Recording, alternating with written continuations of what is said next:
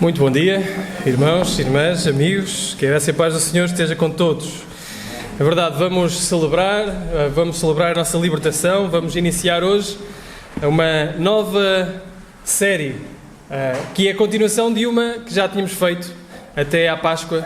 Fomos até ao capítulo 12 de Êxodo e agora vamos até ao final, se Deus assim permitir. Ora, a 5 de maio de 2011, 5 de maio de 2011, alguém se lembra o que aconteceu aqui? Pergunta ao Paulo Pereira, 5 de maio de 2011, lembra-se do que é que passou aqui? Não. Ok. Primeira mão da meia-final da Liga Europa entre Braga e Benfica. Lembras-te disso, que o Braga ganhou? É verdade, o Benfica tinha uma equipa que estava no auge, Jorge Jesus estava no auge, uma frente composta, para quem percebe de futebol, por Nico Gaetan, por Aimar, por Cardoso. Pensar que ia dar uma cabazada ao Braga. A verdade é que o Braga, em casa, a jogar em casa, neste caso, 5 de maio de 2011, ganhou 1-0. É verdade, 1-0. Com um gol de Custódio aos 19 minutos. Ora, porquê é que eu estou a contar isto? Porque se o Braga esfregasse as mãos a dizer assim, o trabalho está feito, vamos passar agora para outro campeonato, o trabalho está feito, o que é que aconteceria na segunda mão? Ia perder. Era preciso que o Braga percebesse que isto era só a primeira mão. Ainda existe uma segunda mão em que temos de fazer o trabalho num novo estádio, num novo palco, com outros adeptos, mas precisamos estar focados naquilo que é a segunda parte ou a segunda mão. E porquê é que eu estou a dar esta ilustração? Deixem-me só dizer e terminar por aqui, o Braga ganhou, o Braga acabou por perder na segunda mão, mas passou para a final. Mas porquê é que eu estou a dizer isto? Porque nós fizemos a primeira mão de Êxodo. Andámos pela primeira mão de Êxodo. Não podemos, de forma alguma, chegar ao capítulo 12 e dizer assim, está tudo feito, vamos lavar as mãos, temos outro campeonato para seguir. O objetivo de Deus não era simplesmente libertar o povo, tirá-lo do Egito, com a morte dos primogénitos, como aconteceu no capítulo 12. O objetivo não era ficar por aí. Havia um objetivo mais à frente. Havia um propósito mais concreto de Deus. E o propósito mais concreto de Deus começa aqui no capítulo 13. Começa aqui, de moldar o povo à sua imagem, de trazê-lo àquilo que é o caráter de Deus. E por isso nós vamos olhar para Êxodo capítulo 13 e capítulo 14. Estes são os capítulos que iniciam a segunda mão. Vamos dizer que são os 5 minutos da segunda mão que olhamos para este livro de Êxodo. Entramos agora nesta segunda parte. E o objetivo, quando olhamos para o povo dos israelitas, nós olhamos para um povo que passou 400 anos moldado por esta estrutura, pelo Egito. Olhem para Portugal há 400 anos atrás. Às vezes olhamos para a palavra como se fosse diferente do nosso tempo. Olhem para Portugal há 400 anos atrás e pensem como Portugal seria há 400 anos atrás. Foi mais ou menos isso que aconteceu. 400 anos moldam um povo, transformam a mentalidade de um povo. E este povo de Israel teve 400 anos no Egito, no meio de um povo idólatra, no meio de um povo que tinha um pensamento diferente, que adorava deuses diferentes, que buscava o caráter de outros deuses. É um povo que está moldado completamente ao Egito e precisa que o Senhor o molde, que o Senhor transforme, que o Senhor lhe diga o que é que significa ser o povo de Deus. Este é o primeiro estágio de Deus a dizer o que é que significa ser um povo moldado à imagem de Deus. Então vamos ler o capítulo 13 e o capítulo 14. Como disse, estamos no primeiro estágio desta segunda parte, desta segunda mão. Diz assim a palavra do Senhor, Êxodo 13 e 14 capítulos. Então falou o Senhor a Moisés, dizendo: santifica-me todo o primogénito que abrir toda a madre entre os filhos de Israel, de homens e de animais, porque meu é. E Moisés disse ao povo: lembrai-vos deste mesmo dia em que saístes do Egito, da casa de servidão, pois com mão forte o Senhor vos tirou daqui. Portanto, não comereis pão levedado. Hoje, no mês de Abib, vós saís. E acontecerá que, quando o Senhor te houver metido na terra dos cananeus, e dos heteus, e dos amorreus, e dos heveus, e dos jebuseus, a qual jurou a teus pais que te daria, terra que mana leite e mel, guardarás este culto neste mês. 7 dias comerás pães asmos, e ao 7º dia haverá festa ao Senhor. 7 dias se comerão pães asmos, e o levedado não será contigo, nem ainda fermento será visto em todos os teus termos. E naquele mesmo dia farás saber a teu filho, dizendo: isto é pelo que o Senhor me tem feito quando saí do Egito. E te será por sinal sobre a tua mão, por lembrança entre os teus olhos, para que a lei do Senhor esteja em tua boca, porquanto com mão forte o Senhor te tirou do Egito. Portanto, tu guardarás este estatuto a seu tempo, de ano em ano. Também acontecerá que, quando o Senhor te houver metido na terra dos cananeus, como jurou a ti e a teus pais, quando te houver dado, apartarás para o Senhor tudo o que abrir a madre e tudo o que abrir a madre do fruto dos animais que tiverdes. Os machos serão do Senhor. Porém, tudo o que abrir a madre da jumenta resgatarás com cordeiro. E se não o resgatares, cortar-lhe-ás a cabeça, mas todo o primogênito do homem entre os teus filhos resgatarás. Se acontecer que teu filho no tempo futuro te pergunte, dizendo: o que é isto? Dir-lhe-ás: o Senhor nos tirou com mão forte do Egito, da casa de servidão. Porque sucedeu que, endurecendo-se o Faraó, para não nos deixar ir, o Senhor matou a todos os primogênitos na terra do Egito, desde o primogênito do homem até o primogênito dos animais. Por isso, eu sacrifico ao Senhor os machos de tudo o cabra-madre. Porém, todo o primogênito de meus filhos eu resgato. E será por sinal sobre a tua mão, por frontais, entre os teus olhos, porque o Senhor nos tirou do Egito com mão forte. E aconteceu que, quando Faraó deixou ir ao povo, Deus não os levou pelo caminho da terra dos filisteus, que estava mais perto. Porque Deus disse: para que porventura o povo não se arrependa, vendo a guerra e tornem ao Egito. Mas Deus fez rodear o povo pelo caminho do deserto, perto do Mar Vermelho. Subiram os filhos de Israel da terra do Egito, armados. E tomou Moisés os ossos de José consigo, porquanto havia este estreitamente ajuramentado aos filhos de Israel, dizendo: certamente Deus vos visitará. Fazei, pois, subir daqui os meus ossos convosco. Assim partiram de Sucote, acamparam em Etã, à entrada do deserto. E o Senhor ia adiante deles de dia como uma coluna de nuvem para os guiar pelo caminho, e de noite numa coluna de fogo para os alumiar, para que caminhassem de dia e de noite. Nunca tirou de diante da face do povo a coluna de nuvem de dia, nem a coluna de fogo de noite. Então falou o Senhor a Moisés, dizendo: fala aos filhos de Israel que voltem e que acampem diante de Piairote, entre Migdol e o mar, diante de Baal-Zefum. Em frente dele assentareis o campo junto ao mar. Então Faraó disse aos filhos de Israel: então Faraó dirá dos filhos de Israel: estão embaraçados na terra, o deserto os encerrou. E eu endurecerei o coração de Faraó para que os persiga, e serei glorificado em Faraó, em todo o seu exército. E saberão os egípcios que eu sou o Senhor. E eles fizeram assim. Sendo depois anunciado ao rei do Egito que o povo fugia, mudou-se o coração de Faraó, dos seus servos, contra o povo. E disseram: porque fizemos isso, havendo deixado ir Israel para que não nos sirva. E aprontou o seu carro, tomou consigo o seu povo, tomou 600 carros escolhidos, e todos os carros do Egito e os capitães sobre deles todos. Porque o Senhor endureceu o coração de Faraó, rei do Egito, para que perseguisse os filhos de Israel. Porém os filhos de Israel saíram com alta mão. E os egípcios perseguiram-nos. Todos os cavalos e carros de Faraó, todos os seus cavaleiros e o seu exército, alcançaram-nos acampados junto ao mar, perto de Piairote, diante de Baal-Zefum. E chegando Faraó, os filhos de Israel levantaram os olhos, e eis que os egípcios vinham atrás deles, temeram muito. Então os filhos de Israel clamaram ao Senhor, e disseram a Moisés: não havia sepulcros lá no Egito, para nos tirares de lá, para que morramos neste deserto? Por que nos fizeste isto, e nos tiraste do Egito? Não é esta a palavra que te temos falado no Egito, dizendo: deixa-nos que sirvamos aos egípcios? Pois que melhor nos for a servir aos egípcios do que morrermos no deserto.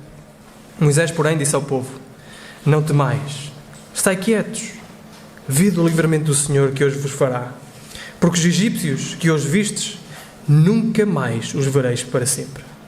O Senhor pelejará por vós e vos calareis. Então disse o Senhor a Moisés: porque clamas a mim? Diz aos filhos de Israel que marchem. E tu levanta a tua vara, estende a tua mão sobre o mar, fende-o para que os filhos de Israel passem pelo meio do mar em seco. E eis que endurecerei o coração de Faraó, o coração dos egípcios, para que entrem nele atrás deles. E eu serei glorificado em Faraó, em todo o seu exército, e nos seus carros e nos seus cavaleiros. E os egípcios saberão que eu sou o Senhor, quando for glorificado em Faraó, nos seus carros e nos seus cavaleiros. E o anjo de Deus, que ia adiante do exército de Israel, se retirou e ia atrás deles. Também a coluna de nuvem se retirou de diante deles e se pôs atrás deles. E aí entre o campo dos egípcios e o campo de Israel. E a nuvem era da escuridade para aqueles, e para estes esclarecia a noite. De maneira que em toda a noite não chegou um ao outro.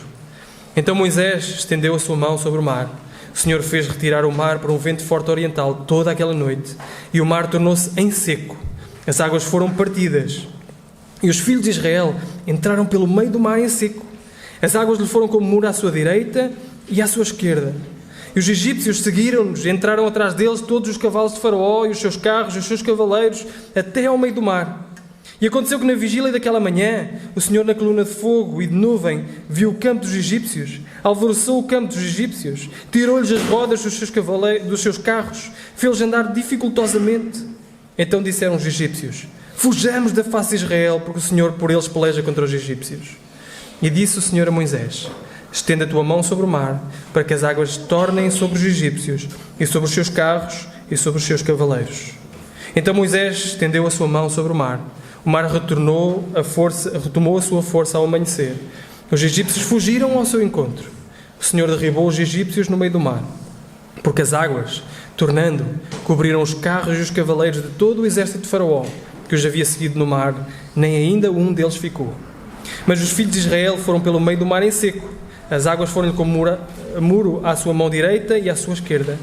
Assim o Senhor salvou Israel naquele dia da mão dos egípcios. Israel viu os egípcios mortos na praia do mar, e viu Israel a grande mão que o Senhor mostrara aos egípcios.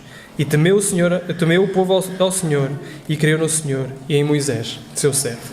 Até aqui a palavra do Senhor. Uma leitura longa, mas uma leitura que comporta elementos que nós já sabíamos e outros que talvez não soubéssemos tanto. Mais uma vez, o objetivo de Deus agora é o povo saindo do Egito começar a moldar este povo, moldá-lo à sua imagem. E é isso que eu gostaria de destacar aqui.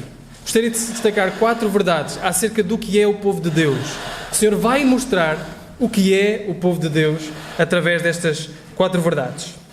Em primeiro, vemos no versículo 1 e 2 e também do 11 ao 16.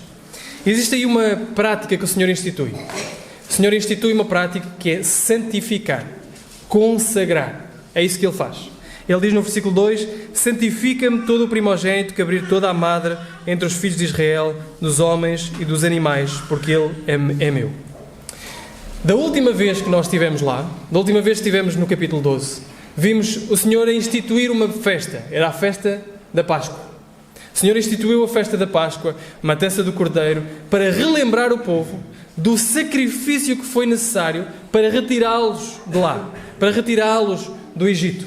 O que está a acontecer agora é o Senhor incluir mais 2 práticas que deveriam ser cumpridas. A primeira delas era santificar o povo, retirar, escolher o primogênito, resgatar o primogênito do povo. Se nós andarmos para trás, em Êxodo capítulo 4, nós vemos que o Senhor considerava Israel como o seu primogênito. É isso que Ele diz. Moisés vai até ao Faraó e diz ao Faraó: liberta o meu povo, diz o Senhor. Liberta o meu povo, o meu primogênito. É isso que diz lá. E se tu não libertares o meu primogênito, então eu matarei todo o teu primogênito. É isso que o Senhor diz lá no capítulo 4. E volta a acontecer agora no capítulo 12. Aliás, acontece mesmo no capítulo 12. Lá no capítulo 4, o Senhor já diz que Israel, o seu povo, é o seu primogênito. Seu escolhido para representar o seu nome. É isso que faz um primogênito, não é? Hoje em dia já não, eu sei. Mas antes era o quê? O primogênito era o quê? Era aquele que carregava o nome da família. Era aquele que carregava a responsabilidade da família. A responsabilidade de levar em diante tudo aquilo que é a sua família e o seu pai. Israel era o povo escolhido para isso, para cumprir aquilo que o Senhor já tinha prometido a Abraão: em ti serão benditas todas as nações da terra. Todas as nações. Israel era o povo escolhido para isso. E nesta prática de santificar ou consagrar cada um dos primogênitos, Deus estava a deixar na mente bem claro a Israel que o povo de Deus é um povo santo, que o povo de Deus é um povo consagrado. E o que é que significa ser santo ou consagrado? É separado para uso exclusivo. É isso. O templo tinha vasos santos ou santificados, consagrados. O que é que era um vaso? Um vaso era um utensílio comum, do dia-a-dia. Mas ninguém podia usar os vasos do templo para o dia-a-dia, porque esses vasos tinham sido santificados, consagrados, retirados para o uso exclusivo de Deus. Deus quer que percebamos que o povo de Deus é um povo santificado, é um povo consagrado. Israel era assim e o povo de Deus hoje é assim. O povo de Deus hoje é um povo consagrado, santificado, colocado de parte para o uso exclusivo de Deus. Nós poderíamos dizer o seguinte, ou resumindo isto: nós pertencemos a Deus. O povo de Deus é um povo que pertence ao Senhor. Nós, depois no final, se quiserem, eu posso explicar melhor isto, mas nós todos os dias de manhã, durante a semana, ao fim de semana não, mas todos os dias de manhã, encontramos uma maneira, depois do pequeno almoço, de fazer culto doméstico com as crianças. Uma coisa bem simples. E eu posso depois explicar o que é, e existe um livro que nós seguimos para fazer isso. Mas, essencialmente, nós imprimimos vários cartões com várias imagens. Estes são só alguns exemplos dos cartões. E eles contêm verdades. E eles têm que decorar essas verdades. E todos os dias de manhã revemos o que falámos e eles aprendem uma verdade nova.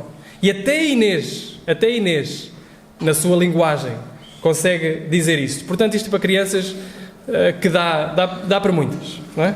E uma delas, eu não vou perguntar-lhes porque é para não os envergonhar, mas uma delas, porque eles saberiam, mas à frente de toda a gente é mais difícil. Mas uma delas é este que eles têm que decorar. Estão a ver o que é isto? É um certificado de propriedade. E o que eles têm que dizer quando olham para isto, quando eu apresento assim e digo: João, não precisas dizer filho, mas João, diz este cartão. E ele diz assim: nós pertencemos a Deus. E eu depois apresento este. E este. Ele diz: porque fomos criados por Deus, Ele nos manda obedecer-lhe. E depois eu digo: Tiago, diz este. Ele diz: Ele nos manda adorá-lo. Eu digo: Maria, diz este. Ele diz: Ele nos manda servi-lo. Eu digo: Inês, diz este. Ele nos manda glorificá-lo. Mas aquilo que eles têm que aprender é isso. Nós pertencemos a Deus. Nós pertencemos a Deus. O povo de Deus é um povo que pertence ao Senhor. Foi tirado para o uso exclusivo do Senhor. Ele é separado para um uso exclusivo do Senhor. Significa o povo de Israel pertencer ao Senhor. Significa que a sua família, que o seu poder, que o seu dinheiro, que tudo o que Israel é, pertencia ao Senhor. E nós, como povo de Deus, pertencemos ao Senhor. Paulo diz isto em vários sítios, mas lá em Romanos capítulo 14, versículo 8, ele diz: porque se vivemos para o Senhor, vivemos. Se morremos para o Senhor, morremos. Irmãos, não existe outro estágio. Ou estamos vivos, ou estamos mortos. Portanto, quer vivamos, quer morramos, diz Paulo, somos do Senhor. Nós pertencemos ao Senhor. Nós somos do Senhor. Isto tem implicações práticas no dia-a-dia. Tem implicações práticas no dia-a-dia. Porque se eu pertenço ao Senhor, não pertenço à minha vontade, não pertenço a mim mesmo. Se eu pertenço ao Senhor, o meu casamento pertence ao Senhor. E eu ouço do Senhor a ordem a dizer assim: ama a Débora. Ama a Débora como Cristo amou a igreja. Serve-a como Cristo amou a igreja. Sacrifica-te por ela como Cristo amou a igreja. Se eu pertenço ao Senhor, eu ouço o meu Senhor a dizer assim: tu, como pai, não leves o teu filho à ira, mas educa-o no temor do Senhor. Se eu pertenço ao Senhor, eu ouço o meu Senhor dizer assim: as tuas finanças não são tuas, são dádivas de Deus, são dádivas minhas, que tu deves gerir da melhor forma. A base da generosidade cristã está assente nesta verdade, que tudo o que temos não é nosso, é do Senhor. Tudo o que temos é do Senhor. Tudo. Que é difícil. Aliás, o nosso interior rebela-se contra esta verdade que nós pertencemos ao Senhor. Nós dizemos a nós mesmos: eu pertenço a mim mesmo, eu sou o meu rei, eu sou o meu Senhor, eu sei o que devo fazer. Portanto, quando eu ouço do Senhor assim: ama a Débora como Cristo amou a igreja, sacrifica-te por ela, e eu vejo uma atitude contra mim que não é exatamente aquela que eu esperava, eu digo: não, hoje não, amanhã. Hoje eu vou fazer a minha vontade. Hoje eu vou contra aquilo que o meu Senhor me diz. É isto que acontece, o meu interior se rebela contra o Senhor. Não só o meu interior, mas cada filme que nós vemos, cada série, cada publicidade, tudo o que está à nossa volta, o mundo tende a dizer que tu és o melhor, tu sabes o melhor, tu és o teu Senhor. E quando vamos à palavra de Deus, vemos que o primeiro estágio que o Senhor quer moldar na mente do povo, depois de o tirar, é que o povo de Deus é um povo santificado, é um povo que pertence ao Senhor. Não pertence a Ele mesmo, pertence ao Senhor. Esta é a primeira verdade que nós vemos. A segunda verdade, vemos do versículo 3 ao versículo 10. Como disse, do 1 ao 2 e do 11 ao 16, esta verdade da santificação, da consagração. O povo de Deus é um povo consagrado, um povo santo, santificado para Ele, para Deus. E, em segundo lugar, o povo de Deus é um povo comemorativo. Deus já tinha instituído uma festa, que era a festa da Páscoa, e agora institui a festa dos pães asmos. É diferente e tem objetivos diferentes. A festa da Páscoa, com a matança do cordeiro, nos lembra o cordeiro que foi morto, o sangue que foi espargido na porta, e eles deveriam lembrar a grande salvação e o sacrifício que foi para que eles pudessem ter vida. Contudo, a festa dos pães asmos, ou a festa dos pães sem levadura, tem um outro objetivo. Isto acontece mais ou menos no mesmo tempo, mas tem um outro objetivo, que é lembrá-los de que eles apressadamente tiveram que sair do Egito. Eles tiveram que sair e o pão não teve tempo de levedar, o pão não teve tempo de sair. E o que Deus queria fazer aqui era instituir ritmos comemorativos no povo. Isto era uma coisa que acontecia todos os anos. Não era uma coisa que aconteceu ali e depois eles deixaram de praticar. Todos os anos eles lembravam o cordeiro, matavam o cordeiro, lembravam a salvação que tiveram. E todos os anos eles comiam pães, durante uma semana, comiam pães sem levedura, sem serem levedados. Pães asmos. E o que o Senhor queria fazer era instituir na mente do povo um ritmo comemorativo, de se lembrar. Queriam envolver. Eles não eram somente espectadores da salvação de Deus, eles eram participantes da salvação de Deus. E por isso tinham que participar. Imaginem só, vamos imaginar que estamos lá numa semana destas, passado algumas centenas de anos, com uma família israelita. Imaginem que estão lá, a família toda sentada à mesa, e vem aquele cordeirinho. Eu não sei se eles já faziam chafana ou não, mas faziam chafana com aquele molho maravilhoso no prato, e o filho vira-se para a mãe e diz assim: mãe, onde é que está o pãozinho para eu molhar aqui no molho? Mãe, dá-me aí o pãozinho, que eu gosto tanto, aquele pão que tu sabes fazer tão bem, que eu molho no molho e para comer. E o pai ouve aquela conversa e diz assim: filho, esta semana não há pão levedado. Esta semana não há pão daquele que estás habituado. Esta semana é pão deste. Esta semana é pão sem fermento. Esta semana nos lembra de que nós não pertencemos a nós mesmos, mas fomos resgatados, filho. Nós fomos resgatados de uma coisa que nós não poderíamos nos salvar. Tivemos de sair à pressa e o Senhor nos ordenou isso. Este ritmo comemorativo era para lembrar o povo da grande salvação que o Senhor nos trouxe. Esta era a realidade da festa dos pães asmos e da festa da Páscoa. Para eles se lembrarem que eles não são deles mesmos, que eles não se livraram eles mesmos, mas que o Senhor os trouxe a essa salvação. E sabem, Deus continua a ter ritmos comemorativos na nossa vida. A instituir ritmos comemorativos na nossa vida. Lá em Lucas capítulo 22, 7 e 8 diz assim: chegou o dia da festa dos pães asmos. Chegou o dia da festa dos pães asmos, em que importava comemorar a Páscoa. Jesus, pois, enviou Pedro e João, dizendo: ide, prepara-nos a Páscoa para que a comamos. Lucas, só nesta passagem, menciona 6 vezes a Páscoa. Na passagem sobre a ceia, 6 vezes menciona a Páscoa. Para nos mostrar que o cumprimento da Páscoa, para onde a Páscoa apontava, era o sacrifício de Jesus, e o hábito comemorativo apontaria para a ceia do Senhor. Nós precisamos deste mesmo ritmo comemorativo. E da mesma forma que a Páscoa moldou a identidade dos filhos de Israel, a ceia do Senhor molda a nossa identidade. É um ritmo comemorativo que nos ajuda a relembrar: nós não pertencemos a nós mesmos, o nosso Salvador, nós temos um Salvador que nos resgatou. A ceia do Senhor ajuda-nos a isso. Não menosprezemos a ceia do Senhor. Nos ajuda a relembrar. Deixem-me dar uma outra ilustração. Imaginem um escravo.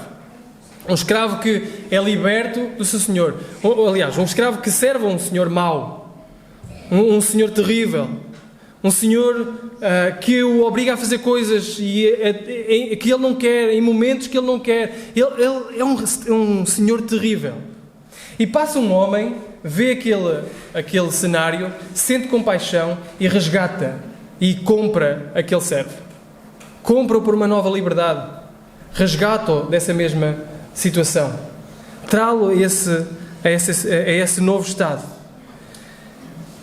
Passado uma semana, se esse escravo for andar, o antigo escravo, aliás, for andar na estrada e passar o seu antigo senhor na rua, do outro lado da rua, vê o seu antigo escravo andar, aí o impulso dele será dar-lhe ordens. E diz, vai buscar isto, vai fazer aquilo, faz isto, faz aquilo. E a mentalidade, apesar dele em termos de estatuto estar livre, a mentalidade dele será o quê? Obedecer. Porque aquela voz, ele reconhece aquela voz durante muito tempo o oprimiu. Aquilo que a Bíblia diz é que nós éramos escravos, éramos mortos. Lá em Efésios capítulo 2 diz que nós estávamos mortos nos nossos delitos e pecados. Éramos escravos deste mundo, éramos por natureza escravos e filhos da ira, mas fomos resgatados por um preço alto. É natural que a nossa mentalidade ainda continue muitas vezes escrava. A nossa mentalidade, quando ouve certas vozes, vai atrás disso. E o que é que nós precisamos e o que é que aquele escravo precisaria? Antigo escravo precisaria de alguém que lhe sussurrasse ao ouvido: tu não és mais escravo. Tu não tens que obedecer mais. Tu estás livre. E a ceia do Senhor faz exatamente isso em nós. Nos relembra que nós não somos mais escravos. Nos relembra que fomos comprados por um preço alto. Nos relembra que nós temos um Salvador. É um ritmo comemorativo que nos traz a lembrança à nossa própria identidade. E é isso que nós fazemos. O Senhor vai instituindo, o seu povo é um povo comemorativo, vai instituindo maneiras do seu povo se relembrar da grande salvação do Senhor e que Ele não pertence. Mas mais, nós também somos chamados a criar ritmos comemorativos na nossa vida. Somos chamados a criar ritmos para louvar o Senhor, para relembrar o Senhor. E se vocês usarem este manual, lá terão alguns ritmos comemorativos. Na parte de trás das meditações tem um tempo para discipulado em família e tem momentos para aproveitarmos momentos, às vezes momentos de disciplina, momentos de passeio, momentos em que nós vamos a fazer alguma coisa, mas trazemos à memória verdades da Palavra de Deus. Verdades da Palavra de Deus. O povo de Deus é um povo santificado. O povo de Deus é um povo comemorativo. O povo de Deus é um povo guiado pelo Espírito. Terceiro lugar. É do versículo 17 ao 22. Diz assim: E aconteceu que, quando Faraó deixou ir o povo, Deus não os levou pelo caminho da terra dos filisteus, que estava mais perto, porque Deus disse para que porventura o povo não se arrependa, vendo a guerra e tornem ao Egito. Mas Deus fez rodear o povo pelo caminho do deserto, perto do Mar Vermelho, e subiram os filhos de Israel da terra do Egito armados. Só uma pausa aqui antes de chegarmos ao versículo 20 ao 22, onde fala sobre ser guiado pelo Espírito. Notem o que acontece aqui. Isto é a graça de Deus. O povo tomou o caminho mais longo. Havia um caminho mais perto para chegar à terra prometida. A nossa, ainda para mais numa era de GPS, o que é que nós queremos? Queremos o caminho mais rápido. Queremos o caminho mais perto, normalmente é o mais perto. Queremos esse caminho. Nós já optamos por esse caminho, já nos é auto-aplicado esse mesmo caminho. Nós queremos o caminho mais perto. E podemos ver, se andarmos para Gênesis, que a família de Jacó veio pelo menos 2 vezes buscar comida e voltou para a sua família. Portanto, o caminho não era assim tão longo até à terra prometida. Não era como hoje, mas não era assim tão longo. Não demoraria o tempo que eles demoraram. Mas o Senhor manda-os pelo caminho mais longe. Porquê? Por graça. Porque Ele conhecia o povo. Ele conhecia o coração do povo. Ele conhecia que se eles passassem por esse caminho, iriam querer voltar para trás. Iriam voltar para trás. Irmãos, deixem-me rapidamente, antes de passar para o guiado pelo Espírito, deixem-me fazer uma aplicação aqui. Na vossa vida, eu não sei qual é o caminho que Deus vos está a levar. E às vezes pode soar que é o caminho mais longo. É um caminho que traz mais dificuldades, um caminho mais difícil, um caminho que traz mais perigos. E nós podemos dizer: Senhor, não havia aquele caminho que era mais perto? Não havia este caminho que era mais perto? Porquê é que tu me estás a trazer por este caminho que é mais longo, mais difícil, mais árduo? lembrem-se, o Senhor quererá sempre o nosso bem. Por isso, nós podemos olhar para esse caminho e dizer, isto é graça. Porque o Senhor queria moldar o povo. Queria moldar o povo para que ele pudesse enfrentar a guerra. O povo irá enfrentar a guerra, mas precisa de tempo para moldar o seu coração para enfrentar a guerra. E o Senhor pode estar a fazer isso na tua vida. Moldar o teu coração para enfrentar as outras coisas. Em seguida, versículo 19, nós vemos os ossos de José, que tremenda fé, não é? José, 400 anos antes, diz, olha, quando Deus vos vier visitar, levem os meus ossos. Eu sei que Ele vem. Okay? Hebreus, capítulo 11, recorda esta fé. Diz, pela fé, José, próximo da morte, fez menção da saída dos filhos de Israel, 400 anos depois, e deu ordem acerca dos seus ossos. A fé é viver o presente com a expectativa das promessas futuras. É isso que José nos mostra. E depois no resto nós vemos então, a partir do versículo 20, que eles têm um elemento novo. Aparece uma nuvem. Aparece uma coluna de nuvem durante o dia, uma coluna de fogo durante a noite. Então o povo de Deus é um povo santificado, o povo de Deus é um povo comemorativo, o povo de Deus é um povo guiado pelo Espírito. E aqui o povo de Deus percebe logo, o Senhor vai nos guiar. Com uma nuvem à minha frente, ou uma coluna de nuvem, uma coluna de fogo, para iluminar a noite à minha frente, para me guiar. Deve ser algo espetacular, fantástico.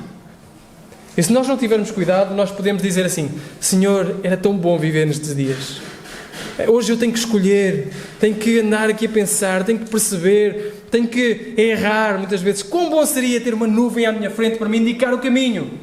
Como bom seria se eu não sei o que curso tirar, não sei que trabalho escolher, e de repente aparecer uma nuvem, uma coluna de nuvem em cima da empresa, uma coluna de nuvem em cima da universidade, que eu devo escolher.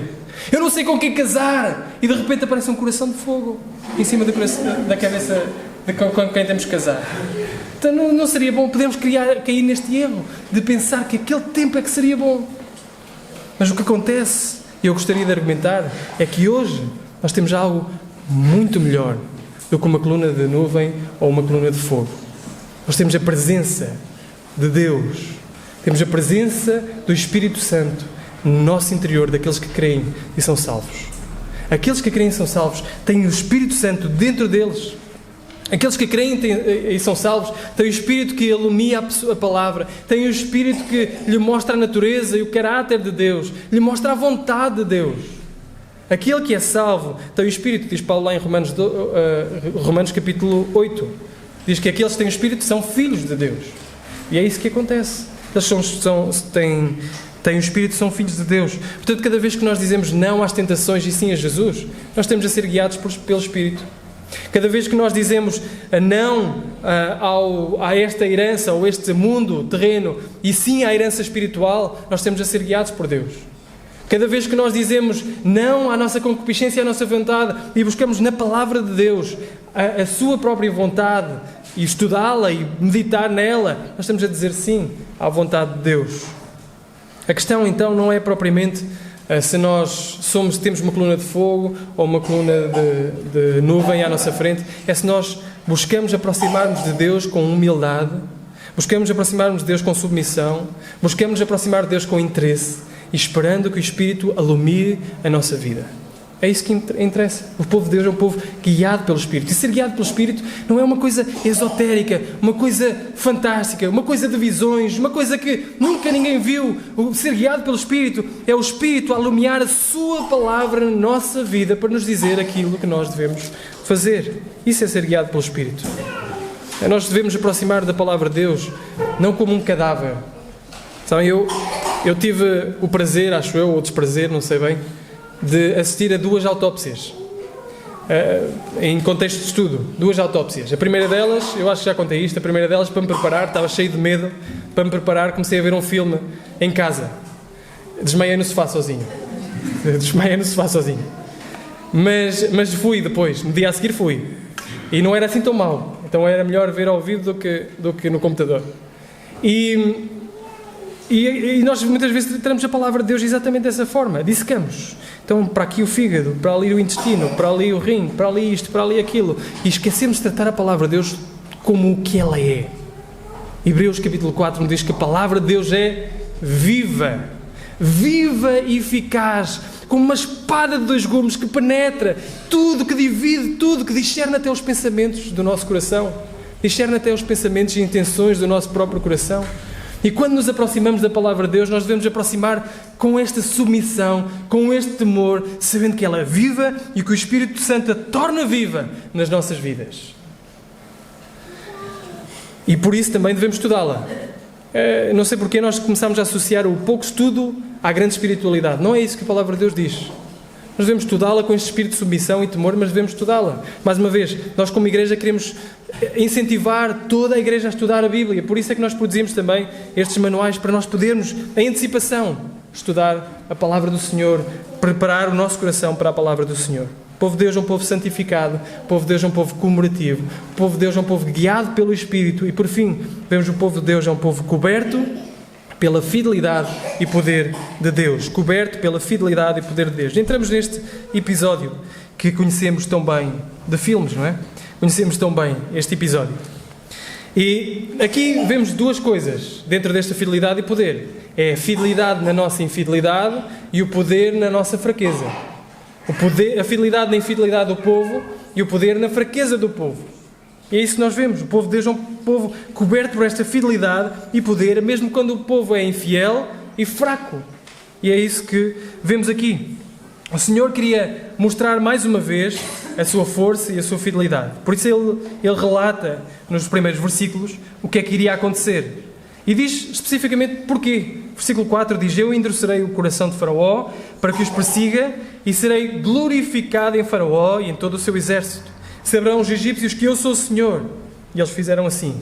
E versículo 18 diz: e os egípcios saberão que eu sou o Senhor quando for glorificado em Faraó, nos seus carros e nos seus cavaleiros.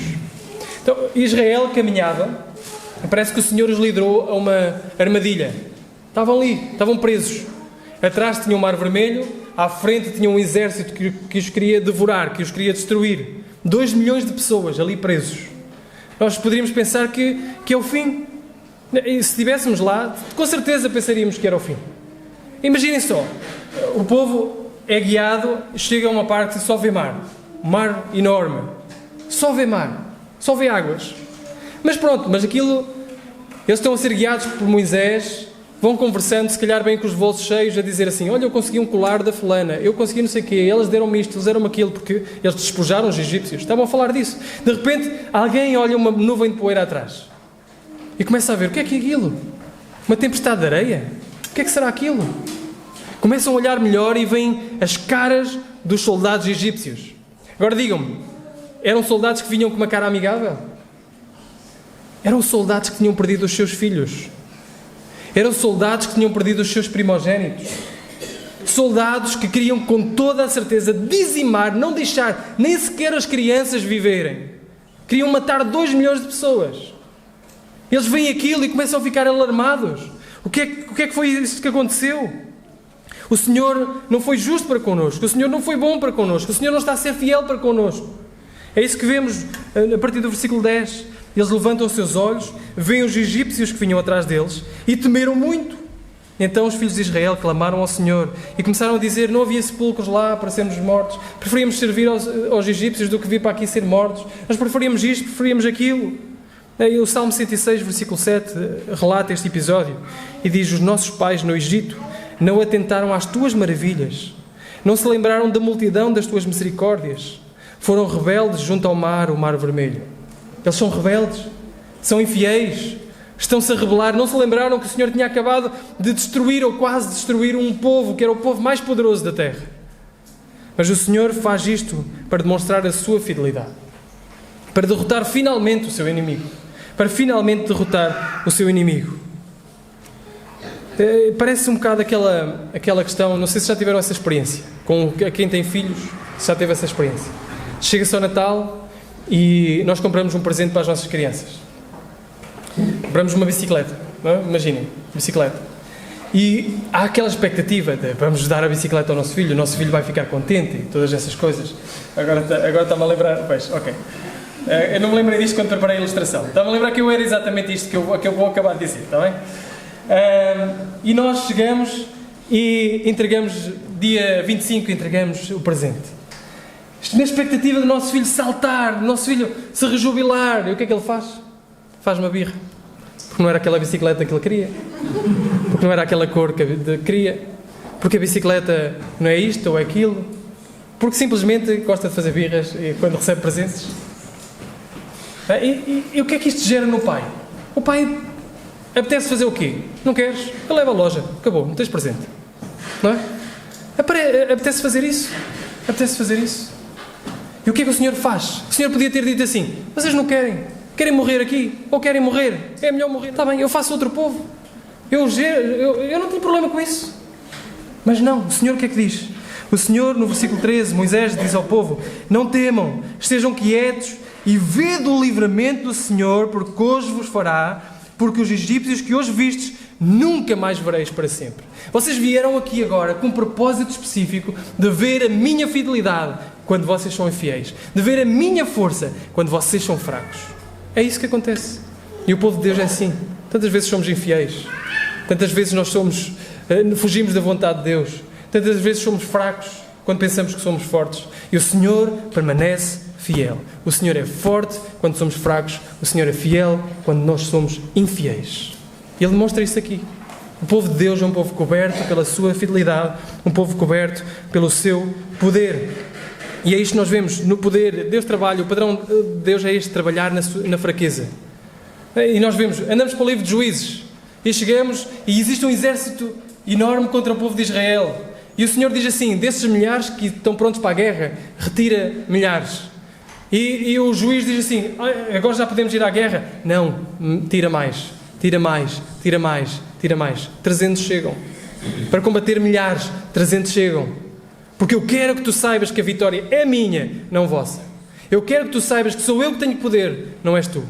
E o Senhor trabalha assim, na nossa fraqueza. Ele demonstra o seu poder ao salvar o seu povo, ao destruir os seus inimigos. É isso que Ele diz. Ele diz assim: os egípcios que vocês viram, nunca mais vão ver. Nunca mais. Se eles fossem pelo caminho mais perto, provavelmente veriam outra vez os egípcios. O Senhor traz-los ali àquela situação difícil, encurralada, para demonstrar que Ele tem poder, que Ele é fiel e que Ele vai destruir os seus inimigos para sempre. Para sempre. Versículo 21 e 22 nos mostra esta grande caminhada. Então Moisés estendeu a mão sobre o mar, o Senhor fez retirar do mar o mar por um vento forte oriental. Toda aquela noite, o mar tornou-se em seco e as águas foram partidas. Os filhos de Israel entraram no meio do mar em seco. As águas lhe foram como muro à sua direita e muro à sua esquerda. Esta história tem sido muito atacada, como outras, não é? Que têm grandes milagres, tem sido muito atacada. O que é que aconteceu verdadeiramente aqui? Os estudiosos que não são crentes tentam dissecar isto e tentam dizer: não, foi maré rasa. Aconteceu qualquer coisa, as águas sumiram e foi um fenómeno natural que meteu água rasa e eles passaram no meio do mar. Outros dizem assim: não foi no Mar Vermelho, foi no Mar dos Juncos, que era um mar mais pantanoso, onde provavelmente também estava de maré baixa. Eles passaram e os israelitas vieram atrás e ficaram lá presos. Os egípcios vieram atrás e ficaram lá presos. Sabem, conta-se uma história uma vez de um pregador liberal, que também existe, infelizmente, que não queria milagres, e estava a pregar esta passagem. Estava a pregar uma passagem do milagre, não queria nem milagres. Numa igreja afro-americana que normalmente são mais participativos enquanto o pregador está a pregar, amém, glória a Deus, e diziam isso. E o que acontece? Ele está a pregar isto e alguém lá do meio diz assim: louvado seja o Senhor que guiou os seus filhos por águas tão profundas, que maravilhoso milagre. E o pregador começou a ficar incomodado porque ele não queria que aquilo era um milagre. Então começa a explicar: isto talvez não seja neste mar, foi no Mar dos Juncos, talvez eles passaram, mas assim em 15 centímetros de água, só em 15 centímetros de água. Então a mesma voz levanta-se e diz: louvado seja o Senhor que afogou os egípcios em 15 centímetros de água. Que maravilhoso milagre! É um milagre do Senhor. É um milagre, é isso que acontece. Quando nós olhamos para isto, é o poder de Deus na nossa fraqueza. É o poder de Deus na nossa fraqueza. É um milagre, é um ato milagroso de Deus. O povo passa em terra seca, vêm os egípcios atrás e aqueles muros se abatem sobre os egípcios. Aqueles muros se abatem sobre este terrível exército. E finalmente o grande inimigo de Israel é destruído. Finalmente. Na sexta-feira ouvia um grande teólogo a falar disto, chamado Levi Duarte. Conhece? Levi Duarte, estávamos a estudar esta passagem e ele faz uma correlação fantástica com o capítulo 1. Com o capítulo 1 que nós já lemos e já estudámos e já pregámos. Ele diz mais ou menos assim, isto fui eu a tentar depois lembrar-me do que ele tinha dito, mas disse mais ou menos assim: Deus afogou os egípcios, demonstrou quão impotentes e indefesos eles eram perante um Deus todo-poderoso. Os poderosos que tinham afogado os indefesos bebés foram também eles agora tornados indefesos e impotentes perante o mesmo destino. Afogados. Perante o mesmo destino, eles foram afogados. Os grandes e poderosos que perante os indefesos bebés os lançaram ao mar. Não é? Agora, nas mãos de Deus Todo-Poderoso, são eles indefesos, lançados eles também ao mar. Este é o nosso Deus. Deus poderoso na nossa fraqueza. Deus fiel na nossa infidelidade. Que aprendamos isto. Porque se Israel não tivesse sido apanhado com medo, sem esperança, aterrados, ali no Mar Vermelho não teria havido uma derrota final deste povo egípcio. E por isso eu quero vos levar para finalizar para um outro episódio. Isaías capítulo 43, versículos 16 a 19, diz assim: Assim diz o Senhor, que outrora preparou um caminho no mar e nas águas impetuosas uma vereda, um caminho. O que fez sair o carro e o cavalo e o exército e a força jazem juntamente lá e jamais se levantarão. Estão extintos, apagados como uma torcida. E Isaías diz o seguinte: Não vos lembreis das coisas passadas, nem considereis as antigas. Eis que faço coisa nova, que está saindo à luz. Porventura não percebereis? Eis, porém, um caminho no deserto e rios no ermo, diz o profeta Isaías. O que é que Isaías está a dizer? Vocês lembram-se o que é que aconteceu lá no Mar Vermelho? Lembram-se o povo passar em terra seca? Lembram-se os egípcios serem derrotados? Agora eu vou-vos falar sobre um caminho novo que aí virá. Agora eu vou-vos falar para algo que isso mesmo, esse episódio mesmo, apontava. E apontava para aquilo que mais tarde nós vemos na vida de Jesus. Aquilo que nós vemos na vida de Jesus, com Jesus primeiramente a ser batizado, é Jesus a ser mergulhado nas águas, submergido nas águas. E mais à frente, em Marcos capítulo 10, 38, Jesus diz assim: Não sabeis o que pedis? Podeis vós beber o cálice que eu bebo e ser batizados com o batismo que eu sou batizado? Ele está associado diretamente àquilo que era o batismo, a imersão nas águas, com aquilo que é a ira do Senhor manifesta na cruz. Tudo o que é o resgate, a vida tirada das águas, a luz tirada da escuridão, tudo o que é isso que envolve no Antigo Testamento aponta para um só batismo, que é o batismo na cruz, que é a morte de Jesus. É na cruz que nós vemos realmente estas paredes serem abatidas sobre a cabeça de Jesus. As paredes do juízo de Deus, é aquilo que acontece ali no Mar Vermelho. É o juízo de Deus a acontecer sobre o Egito, sobre os pecadores, sobre aquele que era o inimigo do povo. E Jesus foi feito inimigo de Deus para que nós pudéssemos ser feitos amigos de Deus. Jesus é que sofreu a ira de Deus. Jesus é que sofreu este abatimento da ira de Deus naquela cruz. Ele morreu, ele foi sepultado, mas ao terceiro dia ele ressuscitou. Jesus ressuscitou, com poder e com glória. Então imaginem as muralhas de água a colapsar sobre a cabeça de Jesus. Jesus se submerge no caos das águas do juízo de Deus para que nós pudéssemos sair daí com vida. Passar em terra seca. Imaginem o povo, 2 milhões de pessoas, na margem do rio, a ver aquelas águas a serem batidas como juízo de Deus sobre os egípcios. Somos nós, quando estamos à beira e aos pés da cruz, a olhar para a cruz e para Jesus a ser morto no nosso lugar, para que nós pudéssemos passar em terra seca. Deus tirou vida da morte, salvação de juízo. Deus tirou luz da escuridão, naquele momento e em Jesus. E vejam os últimos versículos. Os últimos versículos dizem assim: Assim o Senhor salvou Israel naquele dia da mão dos egípcios. Israel viu os egípcios mortos na praia do mar. E viu Israel a grande mão que o Senhor mostrara aos egípcios, e temeu o povo ao Senhor, e creu no Senhor e em Moisés, seu servo. O resultado de toda esta grande salvação é o que o povo creu no Senhor. E a minha pergunta para ti é esta: tu crês no Senhor? A única maneira de passar a ser um povo santificado, um povo comemorativo, um povo guiado pelo Espírito, um povo coberto pelo poder e pela fidelidade de Deus, a única maneira é arrepender-se do seu pecado e crer em Jesus Cristo, o meu Salvador, o teu Salvador, que sofreu o juízo de Deus para que tu pudesses passar em terra seca até à terra prometida. É a única forma. Portanto, eu pergunto, tu crês? Olha nas margens do rio, olha nas margens do mar, olha para este juízo de Deus, para este poder de Deus, para esta mão de Deus sobre os seus inimigos e crê em Deus. Esta é a única forma de fazer parte do povo de Deus. Que o Senhor nos abençoe.